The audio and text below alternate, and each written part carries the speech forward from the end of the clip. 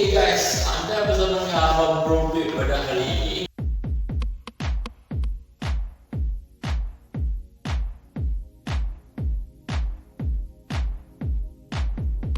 Hari ini saya nak memperkenalkan basikal lipat.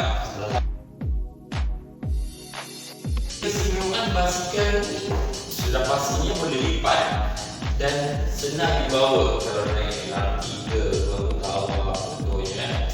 Pada macam kita duduk di bandar nak lebih jimat, nak lebih tegas untuk badan kita, naik basikal untuk exercise dan kecil, tidak begitu berat, ringan. Dan basikal lipat adalah antara cara ataupun gaya hidup